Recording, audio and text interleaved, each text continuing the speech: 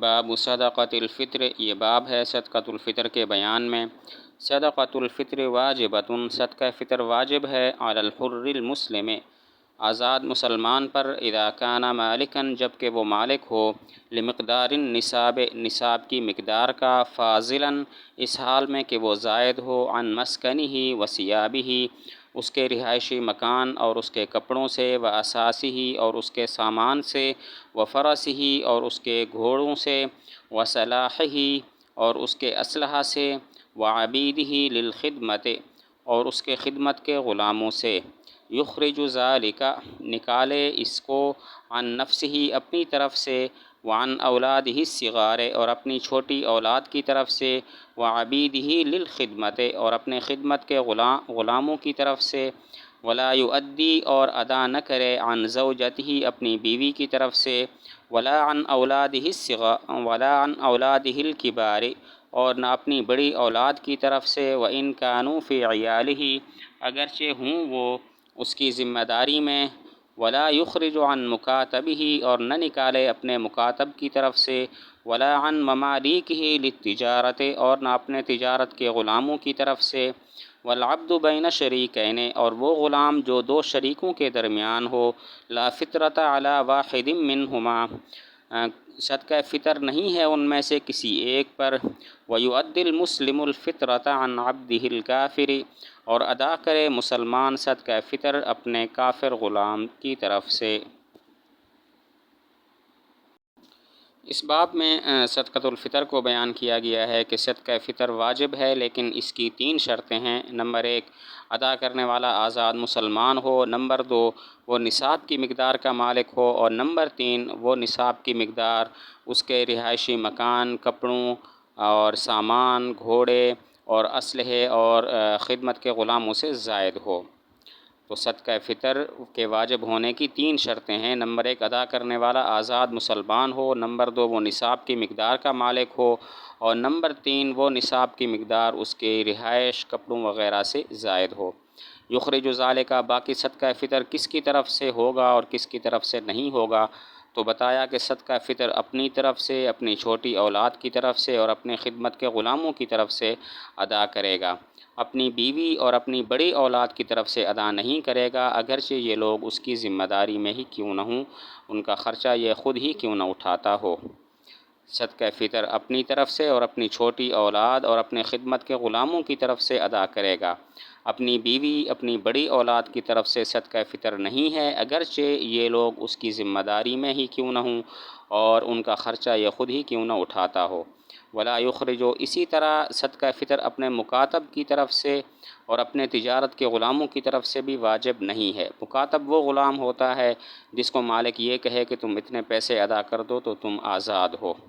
صدقہ فطر اپنے مکاتب کی طرف سے اور اپنے تجارت کے غلاموں کی طرف سے واجب نہیں ہے۔ مکاتب وہ ہوتا ہے جس کو مالک نے کہا ہو تم اتنے پیسے دے دو تو تم آزاد ہو۔ والعبد، ایک غلام 2 مالکوں کے درمیان مشترک ہے تو اس غلام کا صدقہ فطر کسی مالک پر بھی واجب نہیں ہے۔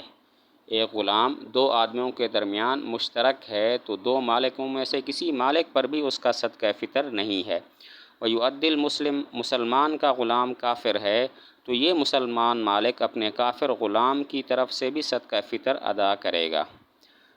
مسلمان مالک کا غلام کافر ہے تو یہ مسلمان مالک اپنے کافر غلام کی طرف سے بھی صدقہ فطر ادا کرے گا۔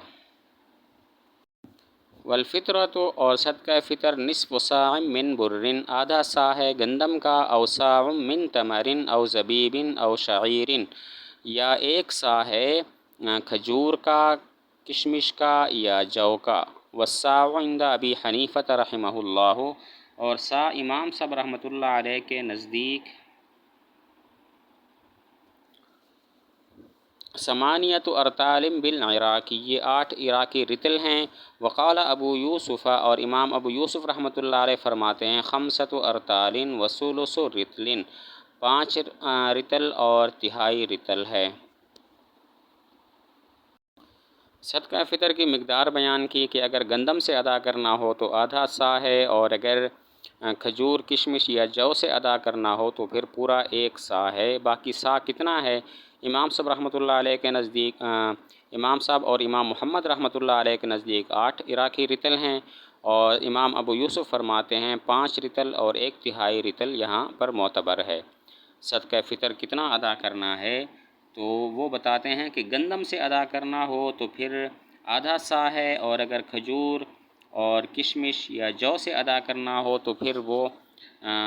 پھر پورا رطل ہے۔ باقی سا کتنا ہوگا؟ طرفین فرماتے ہیں 8 عراقی رطل، اور امام ابو یوسف رحمۃ اللہ علیہ فرماتے ہیں 5 رطل اور 1/3 رطل۔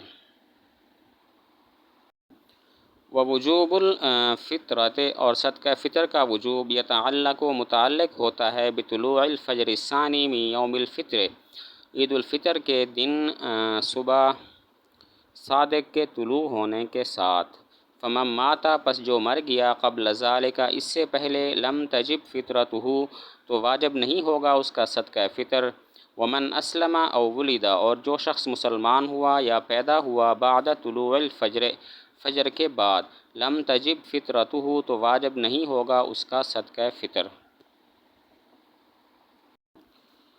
اس کا مطلب یہ ہے کہ صدقہ فطر کا جو وجوب ہے عید الفطر کی صبح صادق کے ساتھ متعلق ہے، لہذا صبح صادق سے پہلے اگر کوئی فوت ہو جائے تو اس کا صدقہ فطر واجب نہیں، صبح صادق کے بعد کوئی مسلمان ہو یا بچہ پیدا ہو تو اس کا صدقہ فطر بھی واجب نہیں ہے۔ صدقہ فطر کے وجوب کا تعلق عید الفطر کی صبح صادق کے ساتھ ہے، لہذا صبح صادق سے پہلے اگر کوئی فوت ہو جائے اس کا صدقہ فطر واجب نہیں، اور صبح صادق کے بعد اگر کوئی مسلمان ہو یا بچہ پیدا ہو تو اس کا صدقہ فطر بھی واجب نہیں ہوگا۔ والمستحب، اور مستحب یہ ہے ان یخرج الناس الفطرۃ، کہ نکالیں لوگ صدقہ فطر، یوم الفطر، عید الفطر کے دن، قبل الخروج الی المصلی،